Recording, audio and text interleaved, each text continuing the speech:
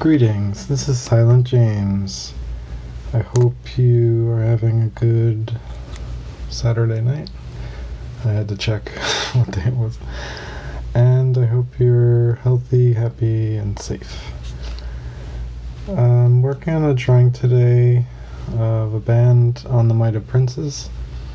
And these were my friends when I was in high school and after I graduated high school.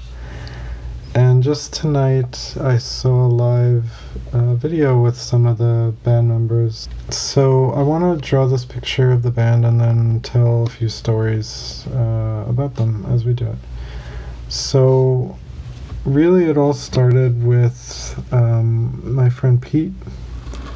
I was in high school and he got me into a lot of music.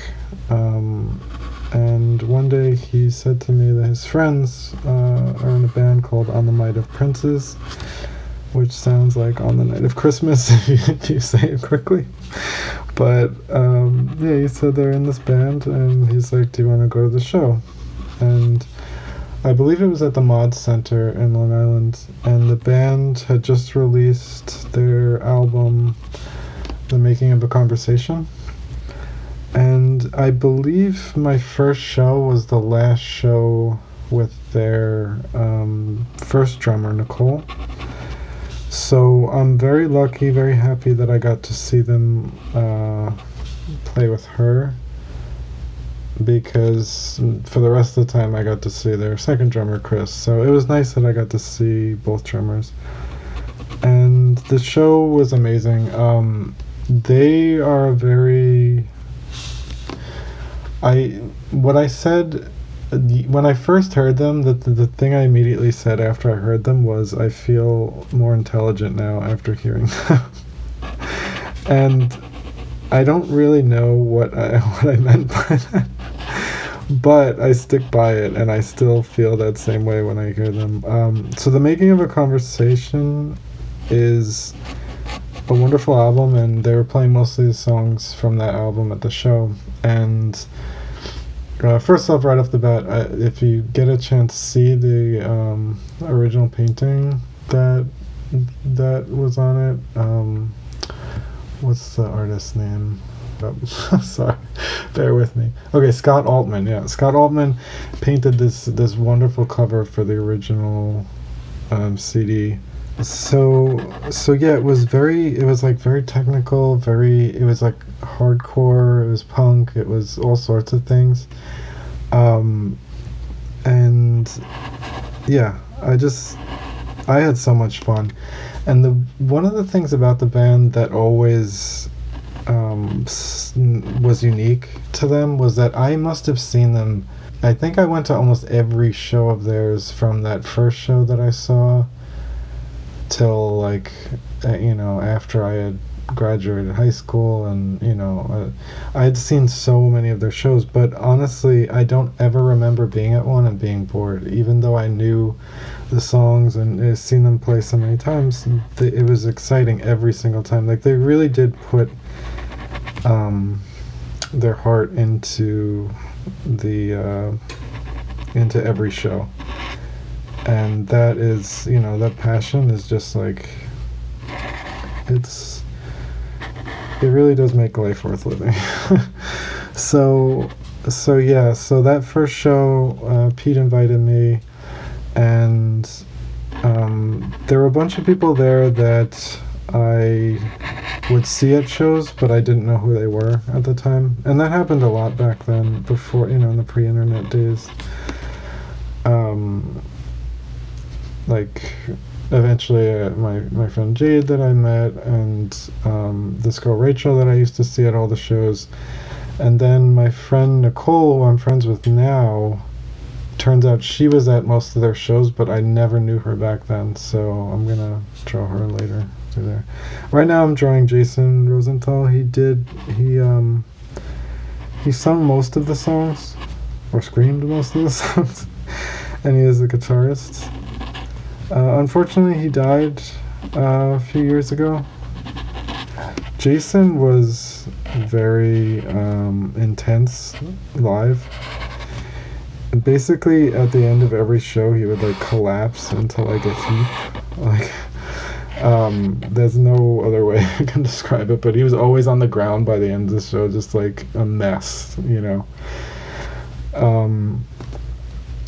And a really good guitar player. He grew this scruff. We used to call it the scruff. I remember he worked at Borders Music, and whenever I would go up with my CDs, he would spend so long just analyzing each one, giving me his opinion on each, his unsolicited opinion on each one. Every time there was a band, he would always tell me his opinion on the band. So yeah, he was very particular with everything.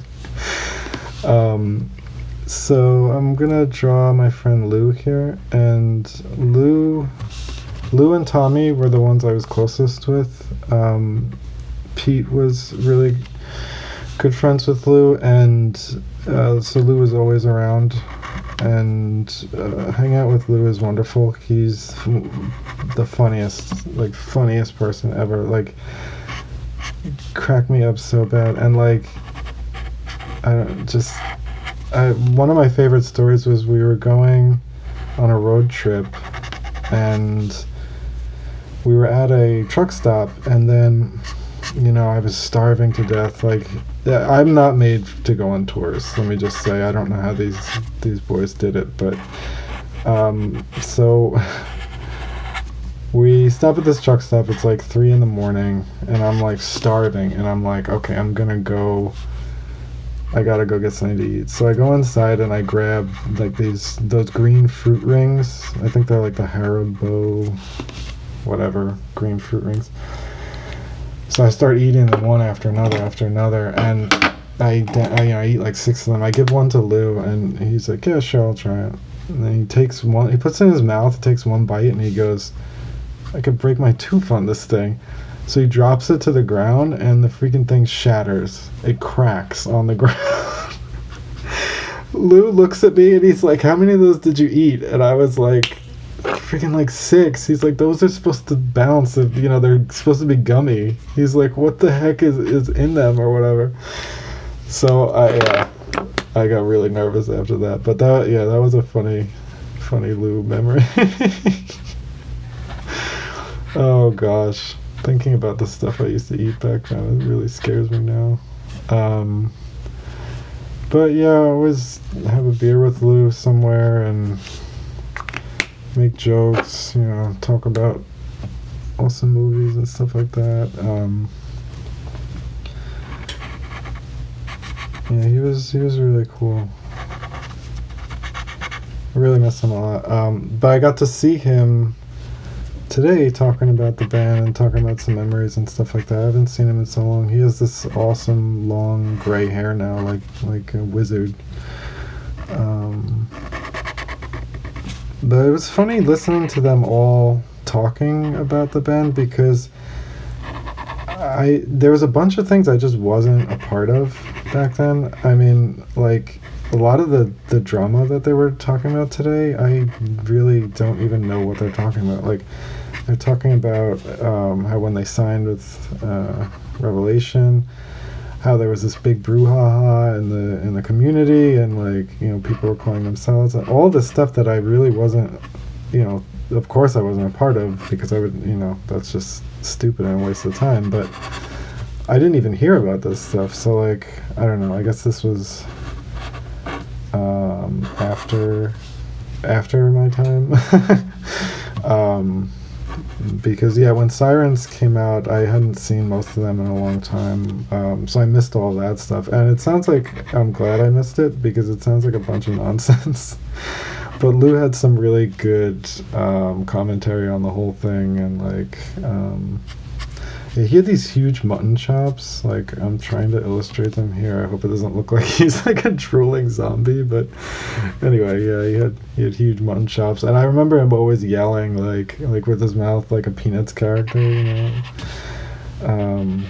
Excellent guitar player. Like, my goodness, these two, you know, together. And Lou's Lou sung a couple of songs too, and I always loved when he sung. His songs are really cool, and it was also a change of pace from from every other song. But yeah, his song "The Swell and the Breaking" on Sirens is a masterpiece, and I believe he plays the intro and The Hat Stays On, and I love that intro and I love that song. Yeah, let me color some of Jason in while we're filling this stuff in. So yeah, the two of them, that's the memory I have of them when they play, just like mouths open, just like wailing, like screaming at the top of their lungs.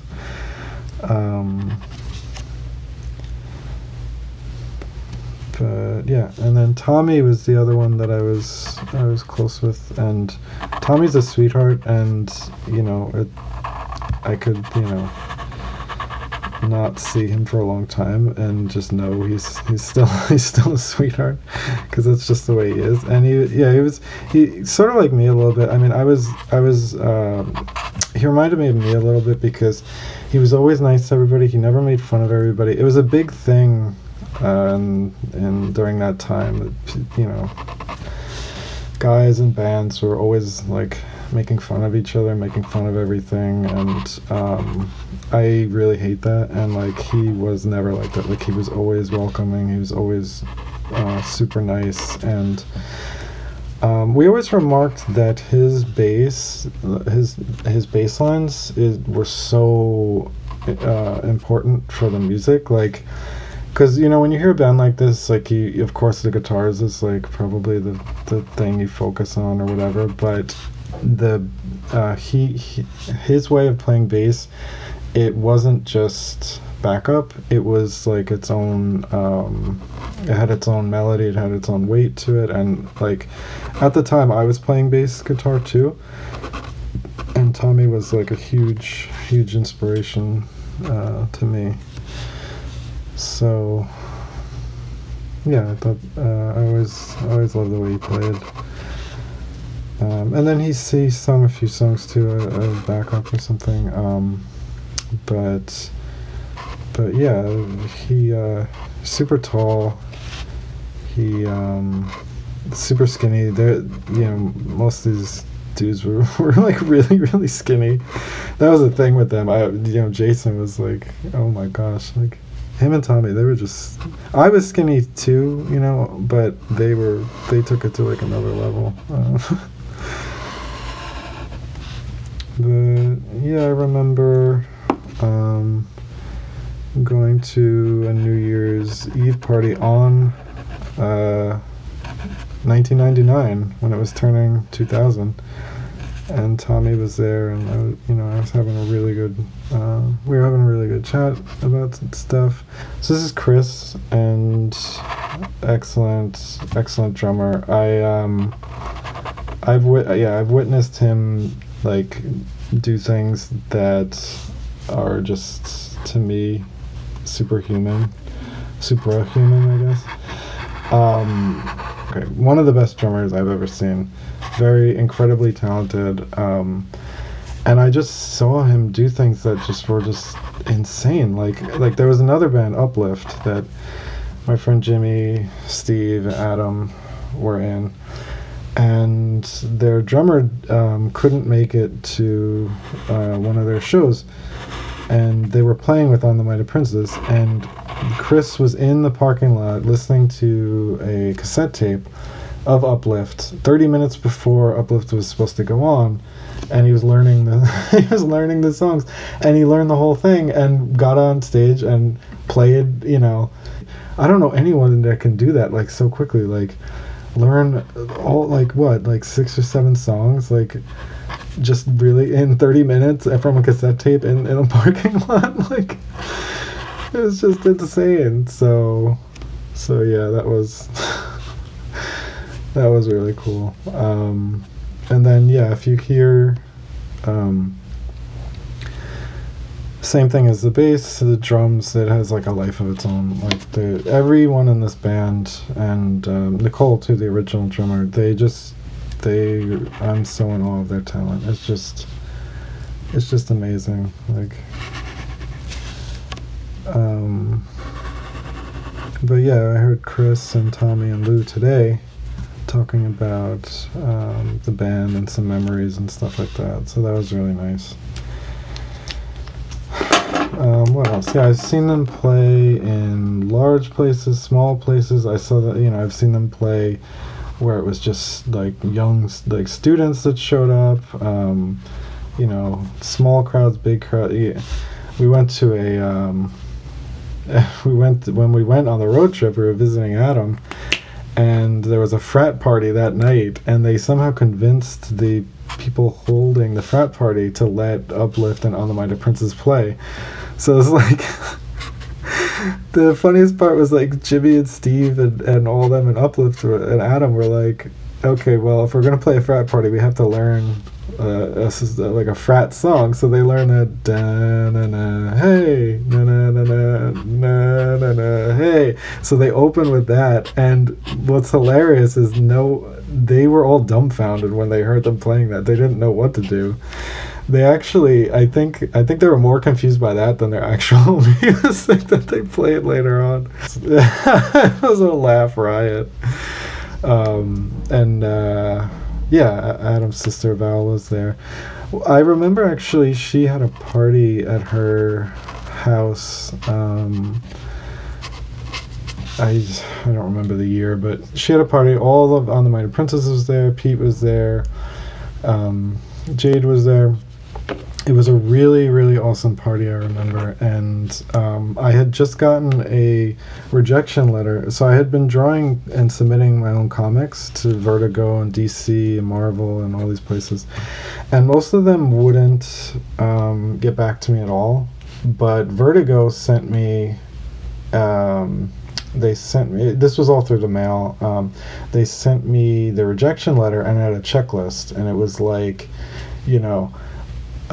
like number one was like, oh, you knocked our socks off, let's talk. And then it went down to like, this is not for us, or you need to go, you need to work on your fundamentals. Like, so I got somewhere very low where it was like, oh, this is not what we're looking for, or something like that. So I was so upset, like I was crushed. This was like one of my first rejections. And so I went to the party, and I remember Lou grabbing the form from me, and he's like, well, James, look at this. I mean, what do you want? You want number one? Like, you knocked our socks off, let's talk? He's like, it sounds like so like ridiculous. Like the way he said it took the edge off like the whole process. He really made it seem like it just, I could look at it like, oh, this is a goofy thing or whatever. Yeah. And then Jade, what I remember the most was Jade looked at the comic,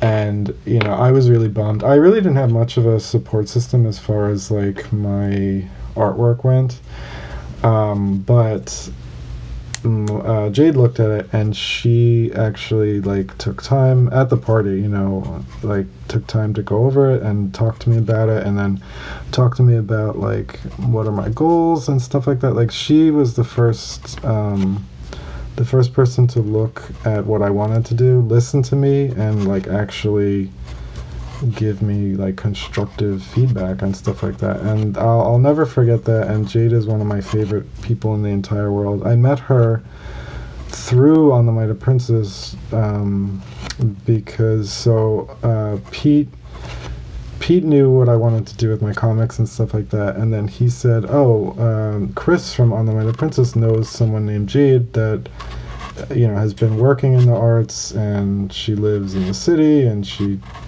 takes kung fu, and everything he was saying, I was like, okay, this person sounds like I really need to talk to them, because they're basically living my dream life.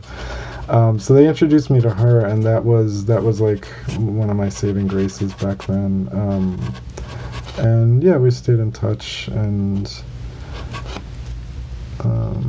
and then this is this girl Rachel that I only met a few times at the shows. She probably doesn't remember who I am, which is fine. There's tons of people that probably don't remember who I am, but I don't really care. I sort of, blended into the background a bit, and I was very quiet, so but people knew my comic, Triple Threat. Me and my friend Luke and my friend Adam were like the original crew, and then I just kept, adding my friends in it and other friends in it, and the comic actually, that's something that I can say for anybody who is struggling to make friends. If you have any artistic talent, I would make a comic and draw the people that you are friends with or the people you want to be friends with in it, because that will help you get friends. It worked for me. It could work for you. So yeah, you might want to give that a try. And then, like I said, this is my friend Nicole that I know now, but I didn't know her back then at the shows, but she was at them. So that's really interesting that we became friends later in life. And, she even said this, I probably bumped into her like many times. And this is my friend Pete, who I owe all this to, because he introduced me to On the Mighty Prince's music, and introduced me to so many things. Got me out of my house, and yeah, changed things really for the better for me. So yeah, really love Pete and On the Mighty Prince's, all these people.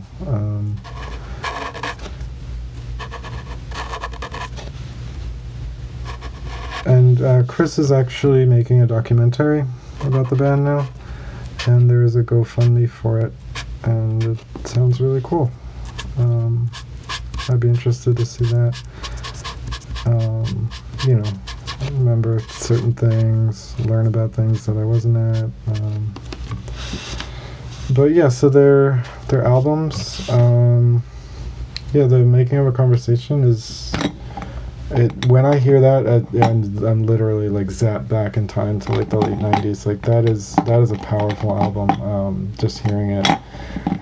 So one thing I remember about it was it didn't come with any of the lyrics, and it was very frustrating to me, because like I like to know what bands are saying.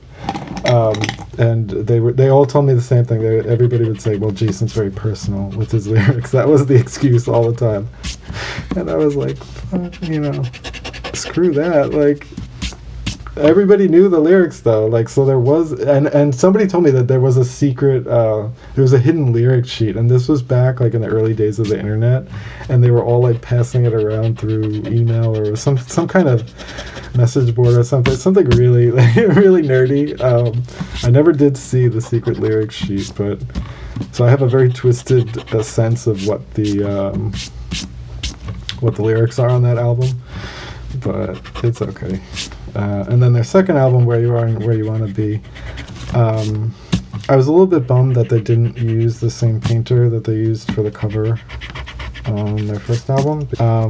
But yeah, that second album, Where You Are and Where You Want to Be, that is just crazy, awesome, amazing music. Right from the first song to the end, it's just awesome. And then the last song for Meg, that chorus that, I'll scream it to your ears bleed, that was a crowd pleaser everywhere they played it. Everybody joining in and stuff like that.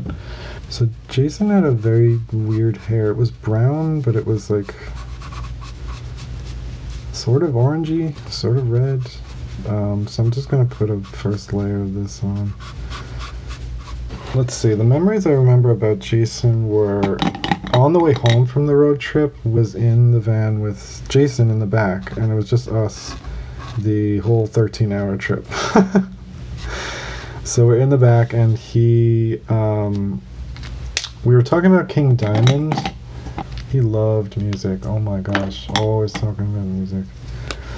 And then, we heard Catharsis, Passion. That was my first time hearing it on the drive home. I believe his guitar was like a dark red, like a maroon red.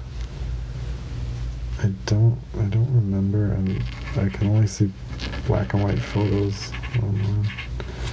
This is dying. I got like a bag of tricks down here that you all can't see. He was pretty funny. Like, he would change he would change some of the choruses sometimes, like to whatever the hit song was of the day. Like I remember one of their songs during one of the breakdowns, he was singing, "I'm a genie in a bottle, baby. You gotta rub me the right way, honey." Oh my god, so ridiculous. And another one of their songs, I think Tommy would play the Push It bass line. They were jokesters, man. Like, it was. People took themselves very seriously, especially hardcore bands. But they were funny. They could make jokes. I feel like he would wear something like this color. So I'm gonna have Lou wearing a ringer. I feel like he would wear something like this. I feel like he did have something like this. I can't remember what. Yeah, I always say I can't explain housed to anybody. Like, if you're housed, you're housed. You know it. I believe his guitar was a maroon too. Maybe his was more purple. I don't know. Whatever. We got two maroon guitars here. Maybe I'll make Jason's purple. I think it was more of like a dark, like maroon or something, like a dark purple. Yeah, I'll just go over it with a blue. They always had really ominous titles for their albums and for their songs. Like, I appreciate that stuff. Like, Water versus the Anchor, like, and the Hat Stays On, like Caboose, the demo version of that. I remember talking to Tommy about that at that party. Let me try going over this with blue. It might not look purple. I think it's okay. And I remember telling him how much I loved that song, and it was it's like a bonus track on the first album or something like that. Then they recorded like a more rock version of it for their second album, but I much preferred the original. There's something about it that I really liked. Okay, that actually looks like the color of the guitar, so that's good.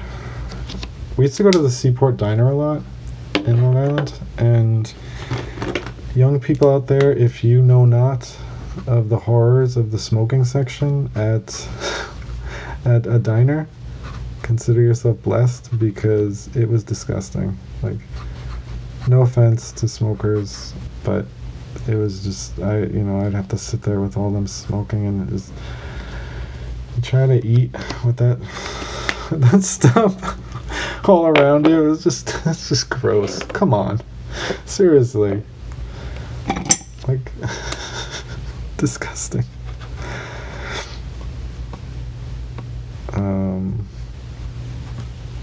And then the neck of the guitar, I never know, should I make it black? Should I make it brown? Like, I never know what route to go, but I find it very weird drawing guitars. They're very phallic looking to me, and there's nothing you can do about it. Like, there's no way to make it not look completely gross and phallic. I mean, I think there's something there in the design that's like intentional to look like that, but who knows? I don't even know how much I can record. Well, we shall see. This recording might have given up a long time ago, and I have no idea because it's above me. I'm not paying attention. Let's put some skin tones in. Jason was, like I said before, extremely pale. And then,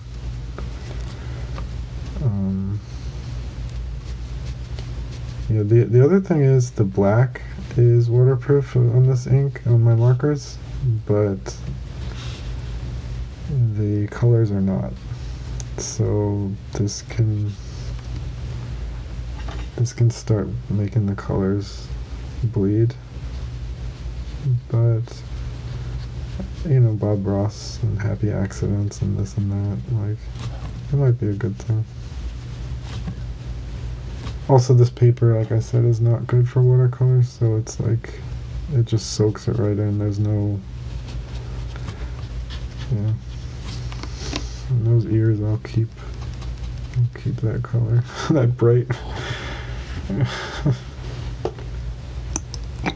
Tommy was pale like Jason. Well, nobody was pale like Jason, but Tommy was also pale.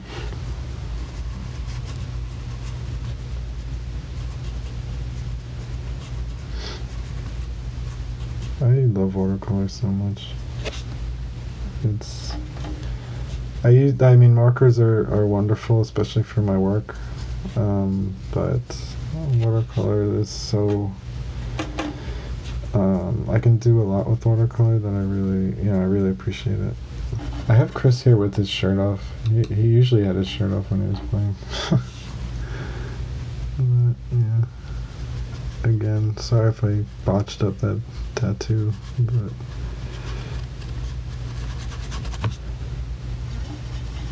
you know what it looks like.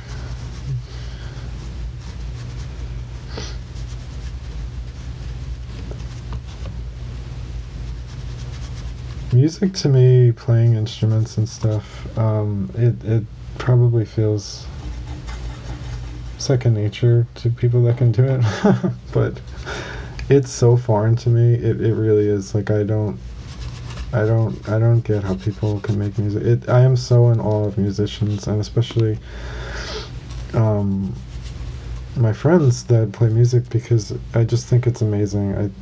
I think, like, they're just so talented, and it's people look at what I do, and sometimes, a lot of times, people will say, "Oh, I don't," they talk about what I do the same way as I talk about musicians. So, I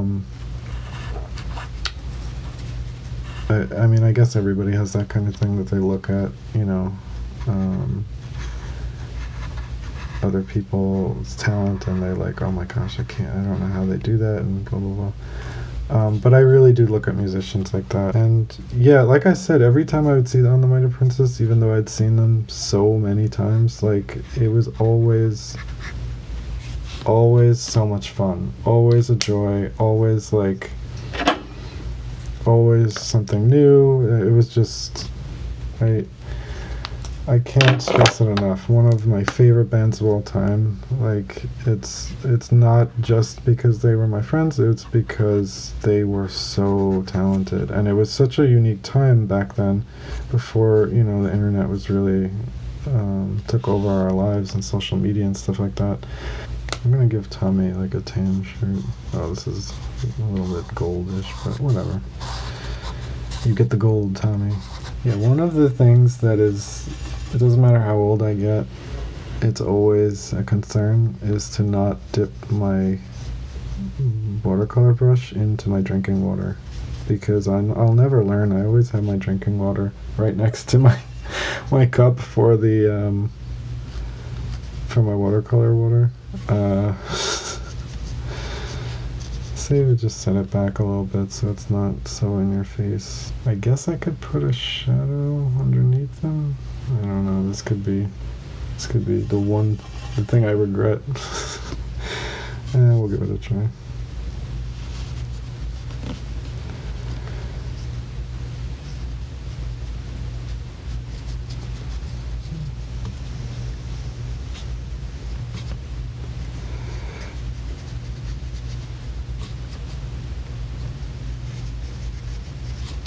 I think I'm just gonna color these in monochromes of, like, greens, because I don't want them to compete with the imagery in the foreground. So I'm just gonna do these all in greens.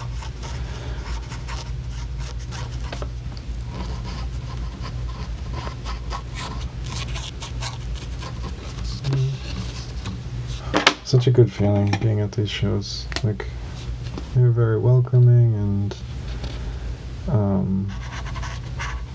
someone said that tonight, actually, on the live feed. Somebody said, "Oh, you made us all feel welcome," and I really do believe that. Like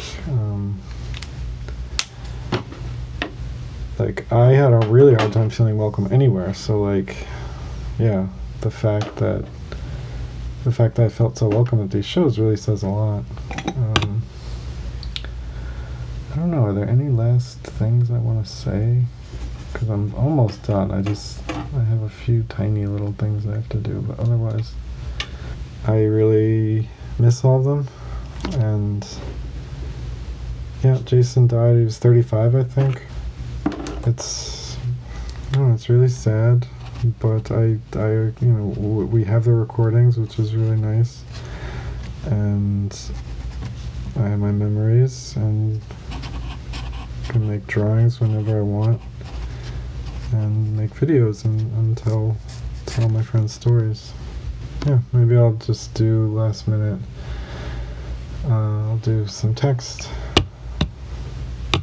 I love the name of the band. I don't know the story behind it. I don't know what it means, but yeah, On the Mind of Princess. It's a pretty name for a band, and it suits them too. I don't know how they feel about it, but yeah, it suits them.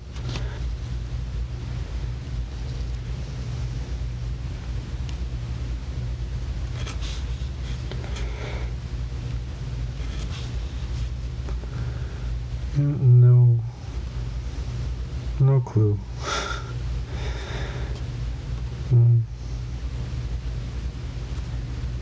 He really doesn't. Shouldn't overthink things anyway, so.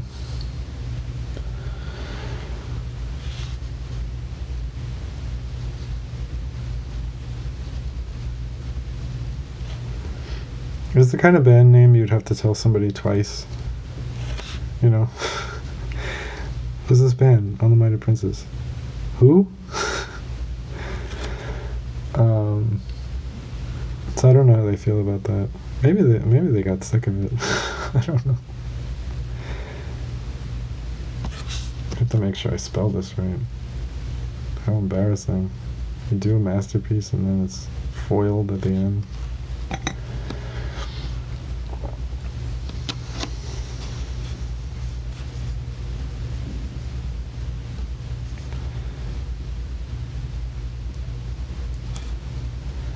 Let's see. Yeah.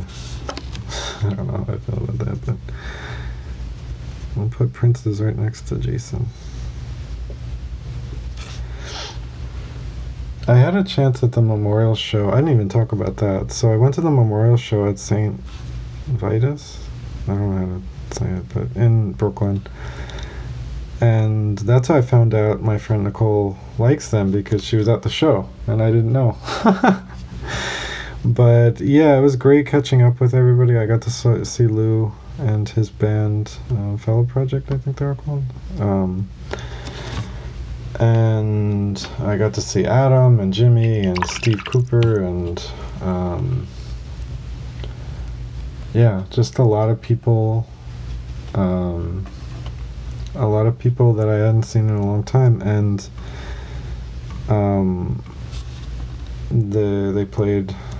they played songs from them, and it was really beautiful. Where am I going with this story? Memorial show. I had something I was gonna tell. I can't remember.